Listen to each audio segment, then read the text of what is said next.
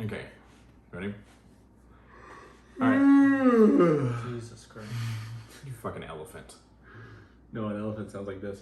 Sounds like you.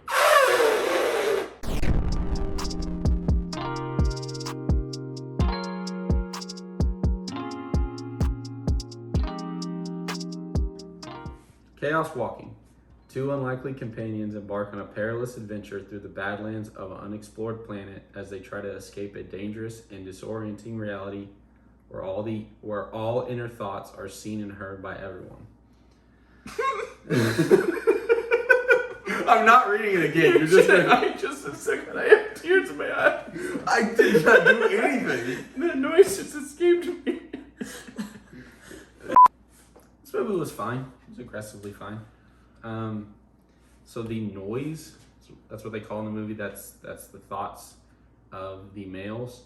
So you can hear the male's thoughts. That's the idea behind this movie. You That's can't. gimmick. It doesn't. This is not really a spoiler. It doesn't affect the females. It's only the males. So everyone can hear what the guys are thinking, but Right. no one can hear what women are Well, thinking. there's no women on the planet. Oh, You'll find out why if you watch it. okay. If you don't, you won't. Okay. Yeah. Because that is a spoiler. Not about the males. I mean, you know. Daisy. No, about the females not being on the planet. Why they're not there. Oh yeah, no. I was They saying got that was in the spoiler. trailer that it doesn't affect her. But yeah, it's either like noise or it'll show like a picture of what he's thinking and stuff. It could have been cool. And there were scenes where it was funny. They use it for humor sometimes, or it was cool. It was mostly just kind of annoying. Yeah, it's occasionally used effectively, but it is so annoying. Like they use it too much, and I can see how maybe it works as like a literary device because it's based on a book trilogy, but it don't work in the movie version. At least the way they did it. Maybe there's some other way they could have done it. But here's the thing, I like the director, Doug Liman, he's not a bad director, he's made good movies, and he's made good action movies, and he knows how to direct an action sequence, because the action sequences in this look good, and all the performances are great, because you have Tom Holland, who's great, you have Daisy Ridley, who's great, you have Mads Mikkelsen, who's great, and Damien Belchier, however you say it, is great, the guy from Land, and Kurt Sutter. Yeah, You that little was bastard. awesome. Did you ever watch Sons of Anarchy? So that's his favorite show. And we're sitting there watching it, and I'm like, I know this dude. And so Tom Holland was raised by these two men, and they share a bed. Who are the two men? Damien Belchier and Kurt Sutter. Kurt Sutter is the guy that created Sons of Anarchy, Okay. and looks like a biker dude. Yeah. That's another problem I have with this movie is it just kind of pussyfoots around the idea of them being a couple, but it's never explicit about it. Wait, they sleep in the same bed? Yeah, because they're a couple. Right. They are, but it will not say it. Weird. It was very weird. What is Mads doing this? I haven't seen him in anything He since Death Stranding. He's been a lot lately. Does he? Yeah, he is. So he might get some nominations because of a foreign film that came out this year, a Danish movie called Another Round, which I think we need to watch. He plays the mayor of this town. Weird. Yeah. Nick Jonas is in it. He plays the... Why is Nick Jonas in this He movie? plays the mayor's son. Wild. It's great. Nick Jonas is a good actor. Yeah. And he gets nothing to do in this. I was disappointed. Because I really like him. Somebody else is in this movie. Oh, Cynthia Erivo. Yeah. What is this I cast? don't understand it. They got freaking... I can never say his name. David... I can never say... Yellowo. Yellowo. You did not like his character. I liked his character. His character was the worst. I part did of not this like... movie. His character's not a likable character, but I liked how That's they crazy did his for me. character. Yeah. Do He's what? he's good. He I said commits. that's crazy from him that he's the worst part of the movie. Yeah, I cannot stand it. See, and that's what we disagree on. He was one of my more favorite I parts think of it the could movie. have been great. I just don't think they did it well. It was very heavy-handed. I'll say that. and he's interesting. It was. He's very, the preacher, Yeah. Oh. and so you hear his thoughts, and it's basically he's doing the damn you to hell type hellfire preaching. So he's a Baptist. So what kind of sci-fi are we talking about here? Pretty. I mean. Subdued sci-fi. Subdued sci-fi. More like futuristic tech. I would say, God, this is not a fair comparison because this is better than that movie, but it's Jupiter Ascending, that kind of. Oh. Maybe okay. not as much into the weird they're humanoids. Right. They're humans actually. Aren't they? Yeah, they're humans. But so maybe not weird characters as much. But go on to the website. Does the dog die? That's enough of a warning, I feel like. I was so fucking angry. Go on to the website of does the horse die or any animal in this movie?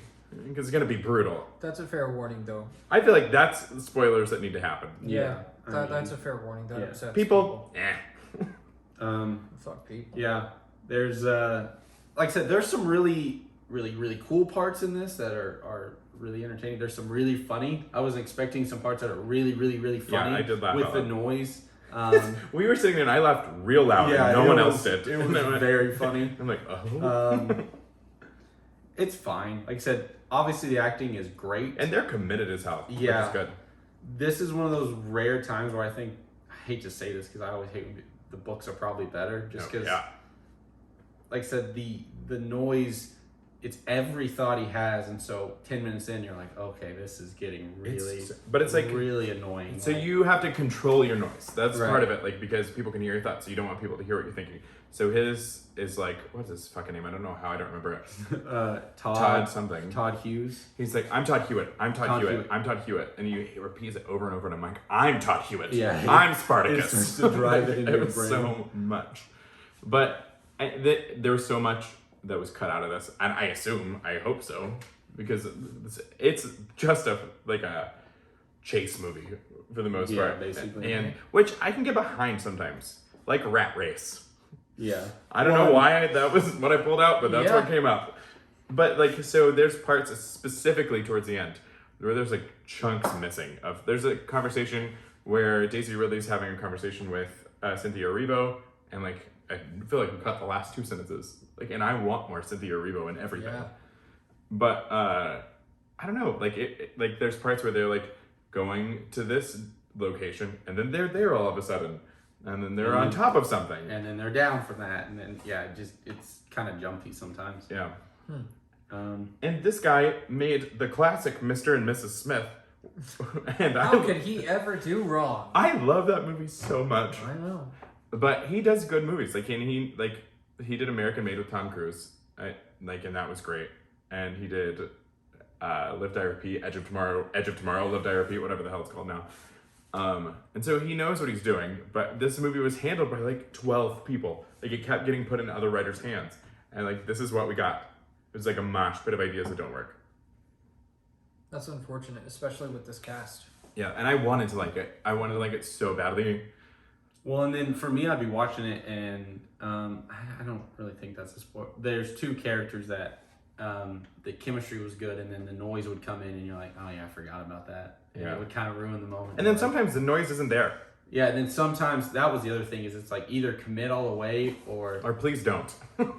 to me it's like why didn't they just write in something like if your emotions get really high your thoughts come out that way not every stupid little thought Or like maybe we get used to the noise. right Like, every- you know Yeah. like I don't oh know. I gotta jump in the water I gotta go get and you're like I don't care about this It's not that bad. It's not like it's not exposition, but I just mean it is sometimes annoying. it kind of beats you over the head with it Oh, Does it ever get explainy? I feel like that type of thing. I don't could think get a so. little heavy I mean, handed with it explaining there is stuff. some exposition, but I don't think that's its problem.